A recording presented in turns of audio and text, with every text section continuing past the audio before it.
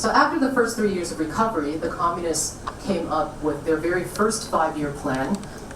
This was modeled after the Soviet Union's planned economy because the Soviet Union was the oldest, largest, and most advanced communist country at the time. And since the People's Republic of China didn't even have legitimate status as a member of the international community at the time, the Republic of China, based in Taiwan, held the UN seat. So China basically had no other major allies apart from, the Soviet Union was the most advanced ally that it had. And the Soviet model of economic development during the Stalinist phase entailed centralized planning, a command economy, and also emphasis on large-scale industry. So China established its own state planning commission in 1952, which was modeled after Stalin's Gosplan, and then it started to establish all sorts of national economic ministries at the center. And Soviet technical advisors came in to work very closely with China to develop their first 5-year plan. And there were about 156 Soviet-assisted new industrial enterprises, really, really large-scale ones that were at the core of this first 5-year plan. And the Soviets gave China access to its technology, sent over about 12,000 scientists, armed with blueprints, and the Soviets even provided a little bit of financial aid. They provided about 3% of the financing for the first 5-year plan. And meanwhile, over 6,000 Chinese students were sent over to the Soviet Union and trained in modern science and technology at Russian universities, and about 7,000 workers were also sent to the Soviet Union to get experience in modern factories. By the end of this, the first 5-year plan actually over-implemented the Stalinist style of capital-intensive industrial development. China focused even more than the Soviet Union did on steel, machine building, fuel, electric power, metallurgy, basic chemicals. And during this period, nearly 90% of state capital investment went to heavy industry as opposed to light industry. During this period, the remaining private firms were fully nationalized, and by 1956, there wasn't much of a private sector anymore. Private firms were reorganized as joint private state enterprises, meaning that the state had a controlling share of the firm. And then eventually, the state's share of the firm basically took over entirely. These firms became state-owned as well as state-managed. The results of the first 5-year plan exceeded expectations. They were very ambitious. They were aiming for 14.7% annual growth. Official statistics said it was 18% a year. Other economists have come up with even higher estimates. Total industrial output in China more than doubled, and the overall volume of production of specific items was even greater, like rolled steel, iron, production of electric power. And then for the first time, China was producing trucks, jet planes, merchant ships. And the growth in China's first 5-year plan was even faster than the Soviet Union's first 5-year plan. So this was tremendously successful based on certain types of metrics. During this period of heavy industrialization and investment in factories, urban industrial employment increased from 6 million to a working class of 10 million. And then there was also some urban population growth from 70 million to 100 million during that period. And this raises the question of how was all of this financed, right? Well, there's a concept in economics known as the scissors gap. Basically, the first 5-year plan, to put it crudely, was financed at the expense of 500 million peasants, is another way of putting it. Basically, farmers were forced to sell grain to the government at stores at very low state fixed prices. But meanwhile, the cost of inputs for farmers, inputs meaning fertilizer, concrete, and various types of rural industrial products, the prices of those inputs for their production increased by a much higher margin. So while they're selling their grain at a low price, but they're having to spend more and more money on the inputs, this creates a real gap and a decline in their overall welfare. So that's known as the scissors gap. And the green line there just shows that's the actual the gap that was growing. And you'll see this graph actually goes well beyond the Mao era, and the gap has continued. During the first 5-year plan, in terms of agriculture, they also engaged in a larger scale collectivization. And collectivization meant that, to start from the bottom up, like 6 or more households would come together and form mutual aid teams. The mutual aid teams would be amalgamated into what were called lower agricultural producer cooperatives, where the land would be pooled and the tools were also pooled and formed cooperatively. And then lower cooperatives were amalgamated into larger cooperative farms that were called collectives. So that's where the term collectives comes from. And this collectivization effectively abolished private land ownership and adhered to compensating members according to the socialist principle of to each according to one's labor. But in practice, that wasn't necessarily the case, and we'll see in the Great Leap Forward how that economic rationale wasn't implemented at all.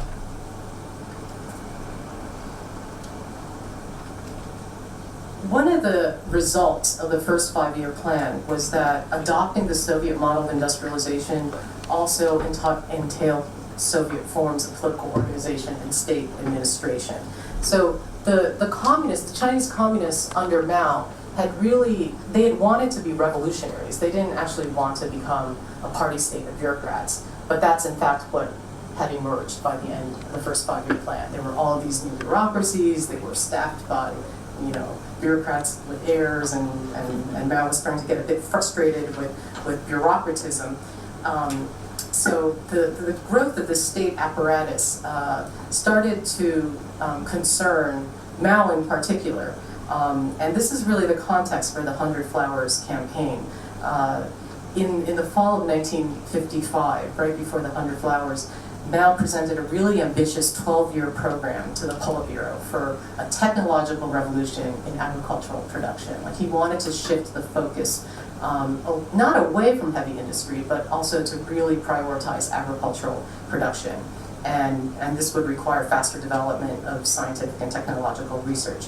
Meanwhile, the Premier and Foreign Minister Zhou Enlai started to reflect a bit more about how intellectuals were being treated in communist society. And he gave a very influential speech called On the Question of Intellectuals, where he was trying to give intellectuals a new class status. And he pointed out that most intellectuals have actually been serving socialism by filling up these new posts in the newly created party state. And so he called for removing barriers for the recruitment of intellectuals into the party. And this increased the number of intellectuals in the party by about 50%. It was quite a dramatic increase. And by 1957, there were actually more intellectuals, meaning people that were educated, in the Communist Party than members of the original proletariat or working class. But another key point in Zhou Enlai's influential speech was he also said, we cannot infinitely rely on Soviet experts. Zhou Enlai's speech was very critical of the sort of arbitrary learning and mechanical application of Soviet methods. And Mao very much agreed with this assessment. He felt that simply emulating the Soviet Union reflected a lack of national self-confidence. So China should be more self-reliant and develop its own model of development. Now, most Communist Party members actually supported the Soviet model and thought that the second five-year plan would just be an extension of the first five-year plan and continue growth. I mean, it seemed like it was working out well from their perspective. But because Mao wanted to pursue both industrialization and the rapid development of the countryside, the party encouraged society-wide reflection on the first five-year plan and to deliberate on the future of the country. And this is where the kind of famous slogan comes out, let 100 flowers bloom, let 100 schools of thoughts contend, and it was really meant to kind of foster and bring out active debate. But more cynically, the real purpose of the campaign was to root out the critics of the party. And this became apparent in what immediately followed the 100 Flowers campaign, which was the anti-rightist campaign. Just in case there's any confusion, in China's ideological spectrum, being leftist is good. It's socialist, it's communist. Being rightist is more market-oriented and not good in the Mao era. So the anti-rightist campaign was launched to silence the critics of Mao's proposed 12-year plan. It was a total witch hunt, and over 1 million, by the end of the anti-rightist campaign, over 1 million Communist Party members had been expelled, put on probation, or officially reprimanded. Many were fired from their positions and sent down to the countryside for physical labor. And meanwhile, the Central Committee of the Communist Party officially approved Mao's radical 12-year program for agricultural industrialization. This meant scrapping the second five-year plan and led to the Great Leap Forward initiative. So the period of the 100 Flowers is usually seen as when China basically abandoned the Soviet model of development and started a more distinctly Chinese road to socialism. The Great Leap Forward was meant to bring China to a much higher level of industrialization. It was highly ambitious. It meant to reach the level of Great Britain's industrialization within 15 years. And the guiding principle of the Great Leap Forward was that China would walk on two legs economically. And the two legs meant that both medium and small scale labor intensive industries would be developed simultaneously with a modern industrial sector. The idea was for the economy to be more balanced and to industrialize at a more even pace. So this entailed a slogan of industrializing the countryside, trying to build factories in the countryside, so that people were literally melting down their kitchen tools and farm tools to produce steel. They were these backyard steel furnaces, and to ruralize the cities, so people in urban areas were encouraged to start growing their own food, and localities were encouraged to be self-reliant, so that they wouldn't have to. So they would have their own steel and their own food within a particular area. This did not turn out to be economically rational, to say the least. But the political context of this is really important, because the ideological justification for making this shift was that it was trying to accelerate China from the primary stage of socialism to the ideal endpoint of communism. And in socialism, there was still a party state, there might still be five-year plans and that sort of thing.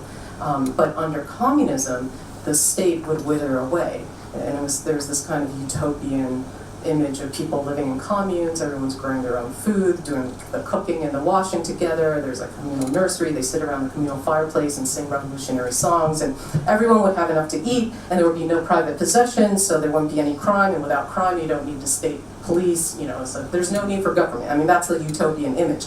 Now, clearly there's a problem with this image in practical terms for a country, because countries don't exist in isolation with one another. And there's also still a need for national security.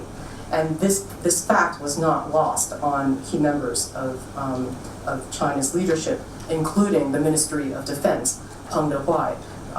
The summer of 1959, during the middle of the Great Leap, was a really critical juncture, because the Ministry of Defense, Peng Dehuai, was extremely concerned that the Great Leap Forward was undermining industrial and technological development within China, and also undermining the Sino-Soviet alliance. He thought that the Great Leap was very irresponsible. And the thing is, even from just I'm not an agriculture economist, but the idea that you could produce twice the amount of grain by just simply planting the seeds much closer to one another, that's what people were doing, right? They were just dumping the seeds and the fertilizer in a very concentrated way, thinking that, more input must mean more output, and that was not the case. It was the opposite happened. So anyway, Peng Dehuai goes around criticizing Mao to Khrushchev, and this leads to a real crisis within the party, and it's basically Mao against his Minister of Defense, and in the end, Mao won out, and this kind of high-level elite conflict over the future of China was played out, and people saw that, and when they saw that Mao's side won, Mao actually said, fine, you can either follow Peng Dehuai or me, and if you follow him, then I'll just go off and I'll start my new Red Army and make revolution somewhere else. He made it very clear that he was not going to tolerate any dissension. And after that, the implementation of the Great Leap Forward really radicalized and deepened, and communes started appearing in cities, and by the end, the result is that China experienced the largest famine in world history. 30 million people starved to death, and another 30 million people who would have been born were either stillborn or not even conceived. And in the provinces that were the worst hit, like Honan and Anhui, elementary schools were closed down for years afterwards because there simply weren't any children. As many of you know, Amartya Sen, who won the Nobel Prize in Development Economics, pointed out that it's political systems, not nature, that produce mass famines. He observed that famines have never occurred in an independent democratic country. Because in China, there was no incentive for lower level officials to report the truth of declining output to their superiors. Local officials were expected to provide evidence that the masses were really responding enthusiastically and revolutionarily to the calls of their leaders. So officials at every single level of the national bureaucratic hierarchy were inflating production figures as they went up the line. And whenever officials from the center came to take a tour of conditions in the countryside, they were, people would move grain to the sides of the railroad tracks to make it seem as if a lot more was being grown. And so the officials in the center didn't really know what was going on. They were not aware of the severity of the famine. Eventually they found out. And so Liu Shaoqi, he was the president, his economic recovery plan was basically to decommunize, to severely reduce the size of the communes. The communes were such that there was one large mess hall, people could eat as much as they wanted, but in terms of production, no one could tell who was working. So there was a lot of free riding, and there was a lot of pilfering, and it was just clearly economically irrational. So the communes were gradually reduced in size. And meanwhile, they also forced the return of about 20 million people who had fled into the cities looking for food. They were returned to the countryside, and this population freeze, or freeze in population mobility, was enforced through the creation of what's known as the Danwei system. Danwei just means unit. Everyone in China in the Mao era, in an urban area, would belong to a danwei. So a university would be its own unit, a factory would be its own unit, and so on and so forth. And this unit was would provide for your housing, your food, your employment, your children's schooling, healthcare, etc. But if you weren't in a danwei, then you didn't have access to any of this in the cities. So those people were sent back to the countryside, and there was rationing. So again, if you didn't belong to a state unit, you just had to go back. There was no way to survive. So, but meanwhile, in rural areas, they allowed agricultural sidelines. So farmers were allowed to grow crops kind of on the side, just at least for survival. They didn't have to do it only for the commune. So this was a real kind of rollback, a dramatic rollback actually, of the policies under the Great Leap Forward. Following that recovery period, Mao pushed for economic investment in the interior of southwest China, and this became known as Third Front Industrialization. And the purpose of this was to build factories in very remote interior regions that were really far from the borders, so that China's military industrial base would be insulated and not vulnerable to American or Soviet military pressure. And this renewed push for military-based industrialization was also to prepare China for the possibility of war with the US in case things got worse in Vietnam. So during the first phase of the Third Front, factories and railroads were built in Sichuan and Guizhou, and then expanded to Hunan, Hubei, and Shanxi, and then on to the northwest. And this was going okay until another major political punctuation, the Cultural Revolution. The Cultural Revolution disrupted Third Front development, especially during the really initial radical phase of the Cultural Revolution from 1966 to 1969. That's known as the Red Guard phase, and I can't really summarize it appropriately in 2 sentences. I have a colleague at my university that teaches an entire class, semester-long class, just on the Cultural Revolution. Suffice it to say that during the Red Guard phase, youths took over. I mean, they set the British embassy on fire in Beijing. They took over the foreign ministry and started sending revolutionary cables to embassies around the world. It was very violent. It got out of control. The purpose was to create a whole generation of revolutionary successors to Mao, and also political realignment. There was a sense that the party was getting too powerful and too corrupt, and so the military kind of took over. But after the Red Guard phase, this was just going too far.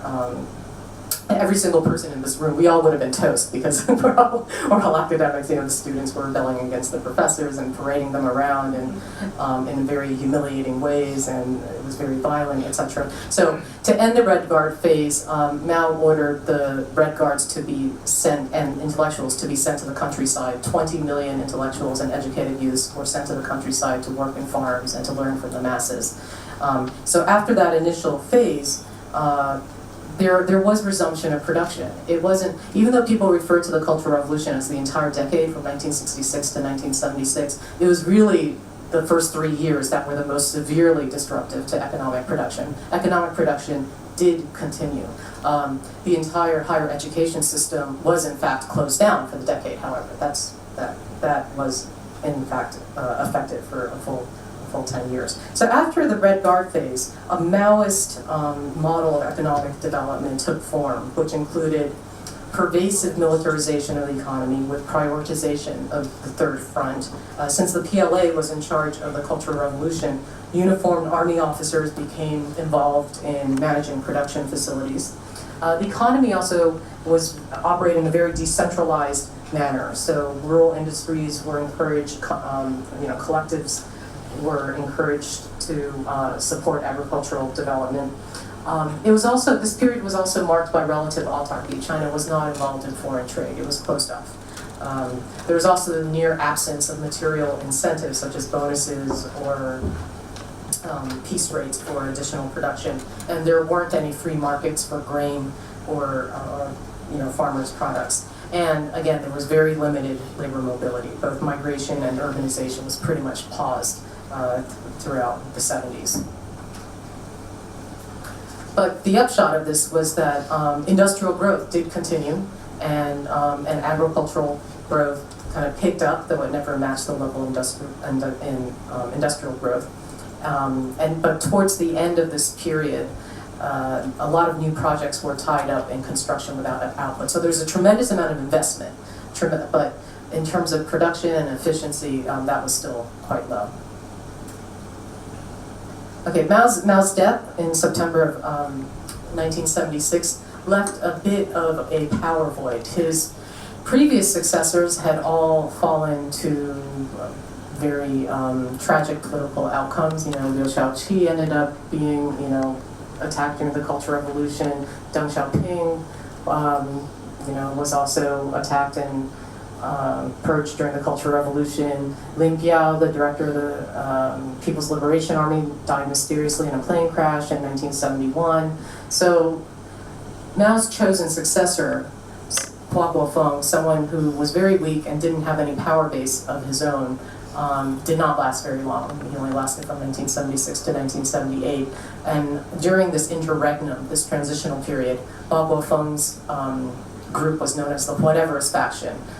Whatever Mao said would just be continued. He didn't really have any particularly original ideas. He introduced the idea of a Great Leap outward, which was intended to be financed by oil revenues, but this was a failure because China was not able to identify enough oil. And also a number of people that had been rehabilitated from the Cultural Revolution were also very concerned about another Great Leap of any sort, right? So that didn't work out. And once the reformers were able to consolidate their control and oust Hua Guofeng and install Deng Xiaoping as the paramount leader, this happened in December 1976 at the third plenum of the 11th Central Committee, and this really marked the end of Maoism and the launch of the reform era. I'd like to summarize a bit about this kind of economic structural consequences of the Mao era. You'll see here that industrial growth, which is I highlighted in blue and put in bold that column, industrial growth always outstripped that of agricultural growth. So that's one generalization. You'll see in the second row, under the second 5-year plan, that's basically a great leap forward. That was the only time when GDP growth was negative during the Mao era. And then I also want to call attention to the very last row, which I put in orange, to point out that despite considerable political turmoil, Mao era growth was actually quite high across the board. I'd also like to call attention to shifts in the sectoral composition of national income. China went through an industrial revolution. Right? If you see in 1952, industry accounted for less than 20% of national income. But by 1978, it was nearly half of producing nearly half of China's GDP. And meanwhile, the share of agriculture had declined from about 58% to nearly a third of GDP. So China did go through industrialization. As far as employment structure is concerned, yes, even though China became more industrialized and the percentage of its population employed in industry more than doubled, by the end of the Mao era, the overwhelming majority of people were still employed in agriculture, and there were still 800 million people living in rural areas. So the shift that I showed in the previous slide of industry, of industrialization, this growth, from 20% to 50% in industry, was not matched by the shift in employment of industrial labor, because industrialization in the Mao era was so capital intensive, it didn't actually generate more employment opportunities. So most people were still predominantly employed in agriculture. So in terms of overall legacies and ways to kind of generalize about Mao era growth, first of all, there was policy instability due to revolutionary politics. It was non-linear, to say the least, right? There were just constant fluctuations.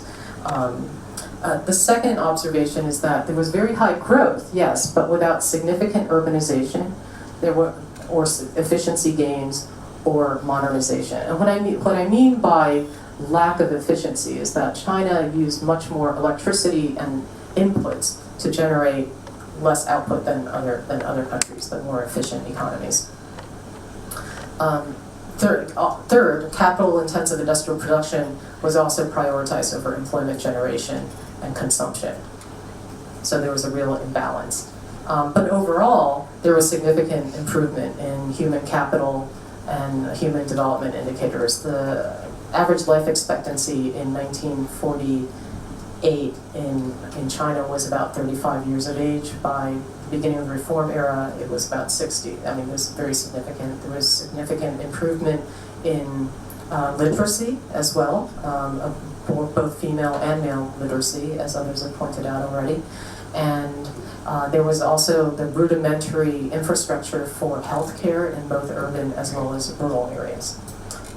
So this is all I wanted to point out for the Mao era. I have more time. I'm happy to take a moment to discuss this with you now, and then shift to the reform era as well, because the reform era is actually longer than the Mao era. But why don't we take a moment? I'd like to hear your thoughts, questions, etc.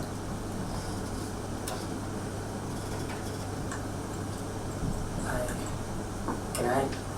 Please, yes. Yeah. This is a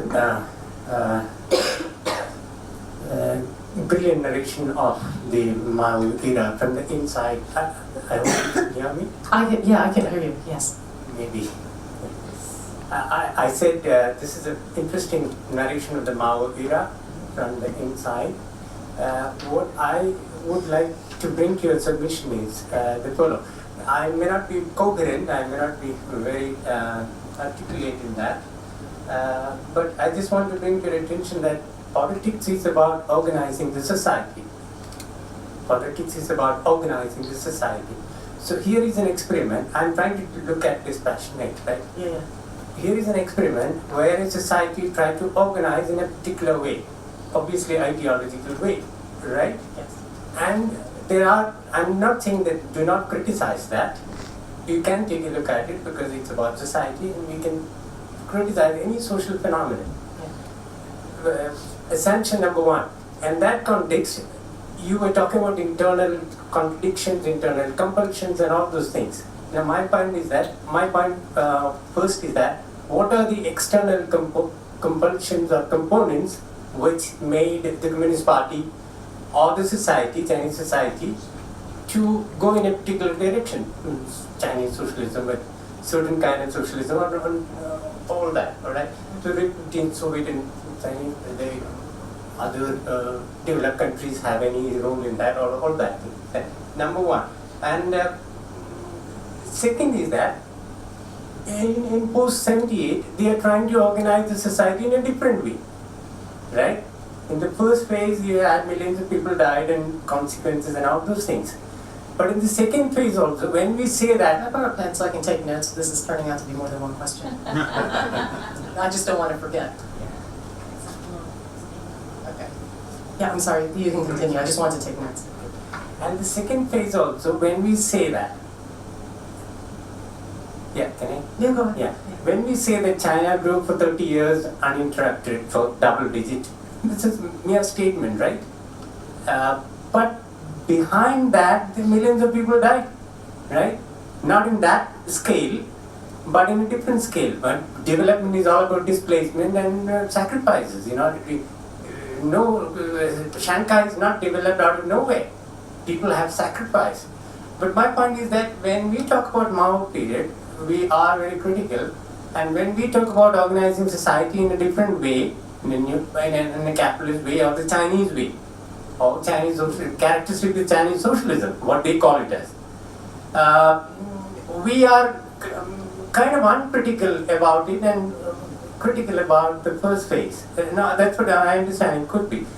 So how do you respond to that? My point, I have made it very clear that why can't we, no, not why can't we, why shouldn't we, dispassionately look at it, two phases in a different way. Given the fact that politics is about organizing society, they did try it in a way. India tried in a very different way. Gandhi and Nehru tried in a very different way. This is also about politics and organizing society. It's ultimately, and for the Chinese and the Soviet, there was no model available at all. That context. I'm not justifying anything. I'm trying to look at the larger picture. I'm trying to. Okay. Okay. The first question is very relevant, and actually, when I teach Chinese politics, I go into a lot more detail about the external kind of world historical context in which communism, the communist revolution, emerged as well. So it can certainly, and I think personally should be framed that way, because I don't actually teach a class just on the Chinese economy. Usually when I start, I spend a couple of classes just talking about China's so-called century of humiliation, when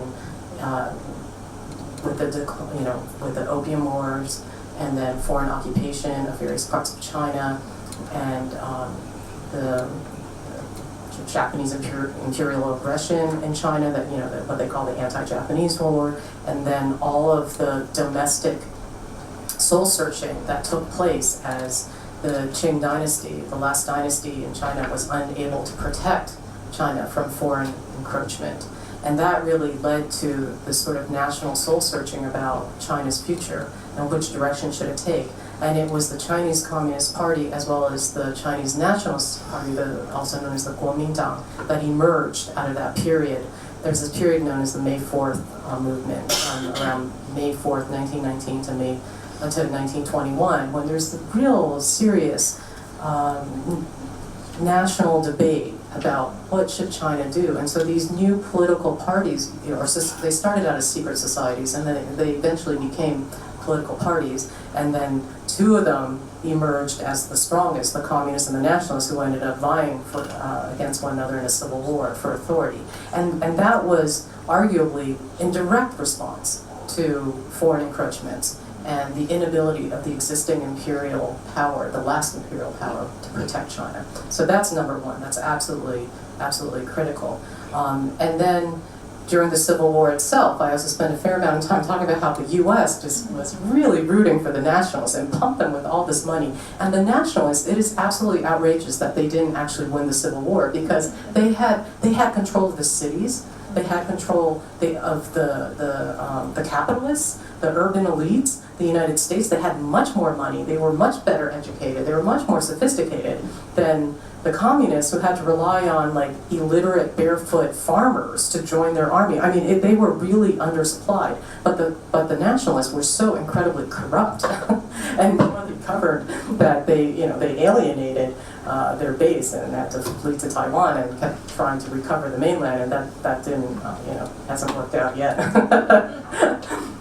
And then the Soviet Union, meanwhile, was a very duplicitous ally to the communists, because they were during the Civil War, they were opportunistically waiting. They didn't actually have faith in the Chinese communists. They kind of thought that maybe the nationalists would win, so the Soviets were not the best ally to the communists at the beginning. It wasn't until later on, once power had been consolidated on the mainland, that the Soviets sent over the advisors. But even so, that was very short-lived. By the Great Leap Forward, the Soviet Union withdrew their advisors and their investment at the peak of the famine. They hung them out to dry. And one of the reasons was because Mao's, it reminds me a lot of Trump actually. He was saying very reckless things, because while China was allied with the Soviet Union, Mao was still thinking, oh, we need to recover Taiwan, we need to recover Taiwan. So there were two Taiwan Straits crises in the 1950s. In 1954 and in 1958, twice, China started bombing the offshore islands off of Taiwan. And the second time that China did it, in 1958, Mao did it without informing Khrushchev first. And so the Soviet Union got really worried. It was like, wait a second, this could get us in a war with the United States. They had the nuclear bomb. We saw what they did to Japan. You can't mess with the U.S. like this, okay? Because the U.S. was, its Seventh Fleet was protecting Taiwan, and USAID and U.S. investment was all over Taiwan. I mean, Taiwan was very much aligned with the U.S. and a protectorate of the U.S. at that point in time. And Mao's response to Khrushchev was, oh, if they want to bomb us, they can drop a nuclear bomb on us. We're a big country, we'll just have more babies and repopulate. So these kinds of like really reckless statements led to the alienation of Khrushchev started to think, okay, we can't have such a reckless ally. This is going to get us into World War III. So they backed out. So at each phase, it's definitely possible to point to kind of foreign policy considerations. The third front, industrialization, was very much a reaction to China feeling alone and having to develop its own base in remote interior regions that really aren't very hospitable for anything, for industrial growth or agricultural growth, but they were just doing it to protect their borders, because the borders were so unsettled and contentious that they were just trying to protect themselves. So your point is very well taken, that there are many external factors that also should be mentioned in discussing China's economic strategy.